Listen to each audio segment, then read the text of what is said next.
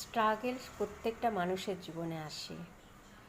আমার কেন, তোমার কেন, প্রত্যেকের জীবনে স্ট্রাগল আসে। আমার লাইফেও এসছে প্রচুর স্ট্রাগল।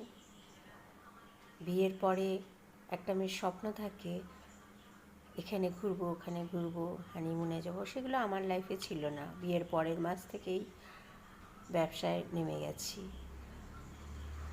ইন্দা বাজারে খড়গপুরে আমাদের একটা দোকান ছিল, সেখানে হাজব্যান্ডের সাথে আমিও বসতাম। সেটা যখন ভাঙা পড়ে গেল তখন হাজব্যান্ডের সাথে ফুটপাতে দাঁড়িয়ে ইডলি বড়াও বেচেছি। বাড়ি থেকে চা বানিয়ে নিয়ে যেতাম, উপমা বানিয়ে নিয়ে যেতাম, সব বানিয়ে নিয়ে গিয়ে ভোরবেলা ওগুলোও বেচেছি। হাজব্যান্ড অসুস্থ ছিল, নার্ভের ট্যাবলেট খেত ছোট থেকেই। 4 বছর বয়স থেকে একটা নার্ভের ট্যাবলেট খেত, যার জন্য ওর শরীরটা খুব একটা ভালো যেত না। তো ওকে বেশি খুব একটা আমি চাপ কোনো দিনই দিইনি। এই হচ্ছে আমার স্ট্রাগলের লাইফ।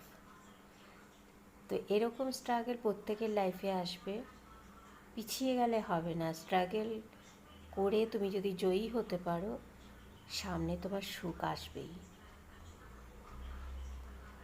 সবার জীবনেই তাই হয়, আমার জীবনেও তাই হয়েছে।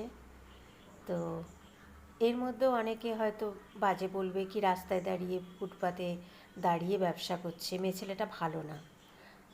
তো কী হয়েছে বলেছে, তো তাতে কী হয়েছে? আমি কি খারাপ হয়ে গেছি? আত্মীয় স্বজনেরা পরিচয় দিতে পিছিয়ে গেছে, পরিচয় দিত না, তাতে কি হয়েছে? আমি কি এগিয়ে যাইনি? না, আমি আমার মেয়েদের মানুষ করতে পারিনি?